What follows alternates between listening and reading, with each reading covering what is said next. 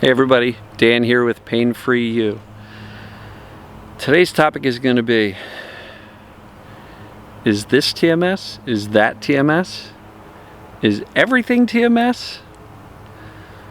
So I'll get to that in a minute. Breathe, enjoy the afternoon out here. Lawnmower in the background, but that's a different tractor boy, not the guy next door. So hopefully that's not too loud for you. Cicadas are starting to come. You hear them in the trees a little bit. Sometimes they're louder than others. But regardless of the noises, I'm going to enjoy the nature. Sun is shining. I'm sitting in the shade. Alright, so as you guys know, guys and gals know, been doing a lot of these is this TMS type of videos. And initially it seemed like a good idea, but I think it's actually feeding this perception that maybe I'm different. So you need to answer me directly. Is this particular symptom TMS? Is that symptom TMS? Is this medical label TMS or not? And the more of those videos I did, the more questions I got with people specifically asking me, but what about this? What about that? And I'll tell you, there are some medical labels that I have to look up, things that I've never heard of before in my life. Why? Because there's thousands and thousands of medical definitions for symptoms. And at the end of the day, there's not enough videos that I can shoot to answer all these questions. And if you're focused on the symptoms, like, you're looking in the wrong direction, right? There are very well-established processes and self-assessments where you can figure out for yourself if your symptoms, regardless of the medical label that the doctor gave it, but if your symptoms are TMS or not. What was going on at the time? Was there a true injury? Was there a surgery? Was there something that physically, structurally happened to your body and the pain happened? Well, if that's true, and the pain never left, that falls into the category of learned pain, meaning the fear of the injury and it never healing correctly is what caused it to become persistent and learned by the brain and neuroplastic.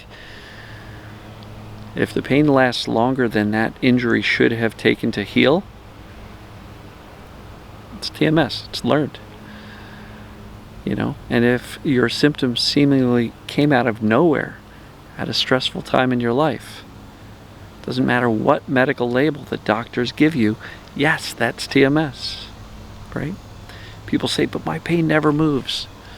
Okay, not everybody's pain moves. Does it ever go up? Does it go down?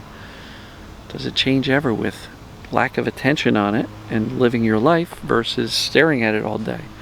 Does fear make it worse?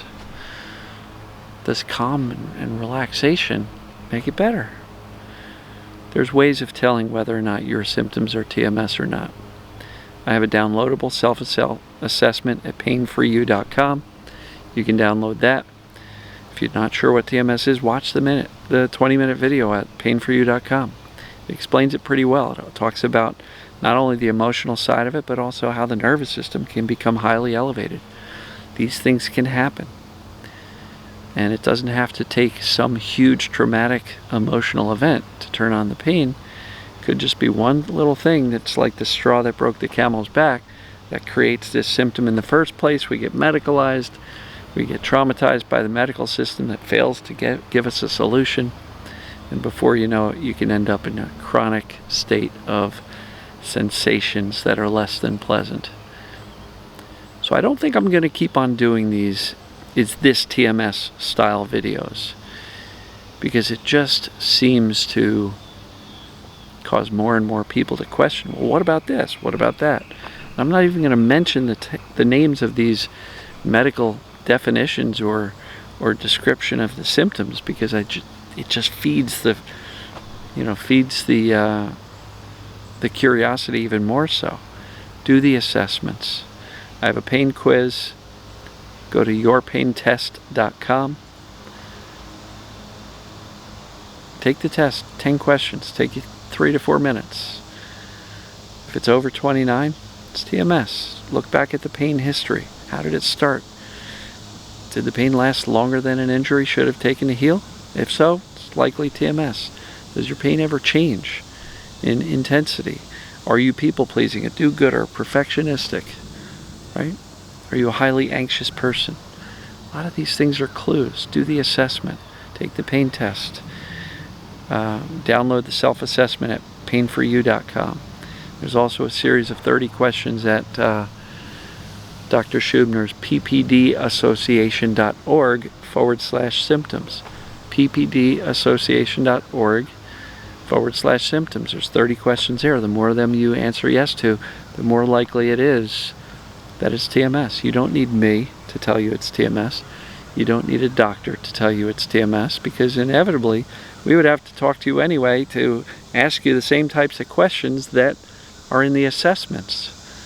So there's no absolutes, but if you're wondering if something's TMS, do the assessments. Asking me to shoot a video for you to see whether or not your particular medical label is TMS or not will only get you so far, because you still have to do the assessments anyway, so do that. Now I'm going to focus a little bit more on optimism, light, hope, accurate knowledge about how this stuff works, and less on a focus on the symptoms, more of a focus on what do we actually do, what's the solution, how do we calm ourselves down, how do we move forward, how do we lower our fear, how do we become more confident, more indifferent to these sensations. That's where I think I'm going to spend my time. Love all you guys and gals. I'm committed. I'm going to keep on getting these videos out here daily. Been really making an effort to try and get more success stories. And if you have a success story and you'd like to share it with the world, even anonymously with just your first name, if you'd like to share a success story, go to Talk with Dan and click on the option for a success story interview and schedule with me. Because honestly, I think one of the best things I can do is to share more and more and more success stories so that you guys see what's possible. And not just hear my thoughts on what it takes to get better, but actually seeing people implementing the TMS approach and watching them get better and hearing their story. So if you have a success story to share, go to talkwithdan.com, schedule it, we'll do the interview, we'll post it. I've got 2 more in the bag that I still have to post. I've got at least 2 or 3 more scheduled already. People are starting to see that it's kind of fun sharing their story. And please do, if that's you. If you've done well and you're not bashful, you're ready to get on video, please schedule an interview with me. And if you don't want to do that and you just want to write a message, send it to dan@painforyou.com. If you'd like to include a picture of you doing something fun like riding a bike or surfing or something, do that. So, is this TMS? Is that TMS? Is everything TMS? Is everything TMS? It's a good question. I think virtually all medical conditions can be made better or worse depending upon our level of stress or lack of stress, depending on our level of fear surrounding the symptom or the medical issue. So even true medical conditions can even benefit by a TMS, brain and nervous system calming approach. Fear typically means pain will be worse. No fear means it'll be less. Just had a conversation with somebody. They were saying acupuncture. She was very terrified of the process of getting stuck with needles. And inevitably, the acupuncture treatment itself, not only did it not help her with her TMS pain, but it hurt her more than it would have had she been able to remain calm and just trust that this was not going to be a painful process.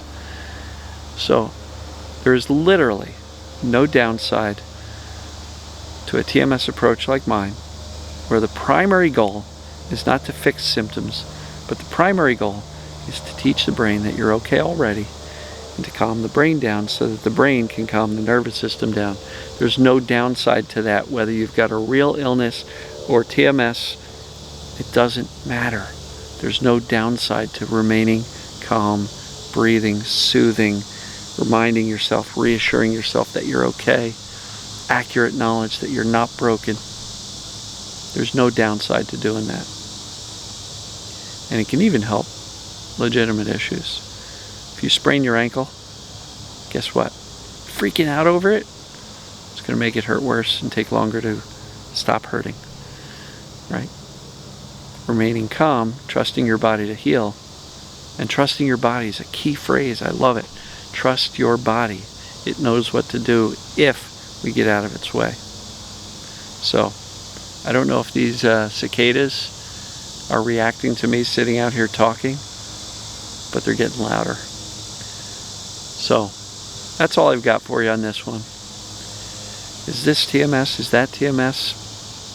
I don't want to answer that question 42 times for 42 different medical labels, because primarily the question is the same.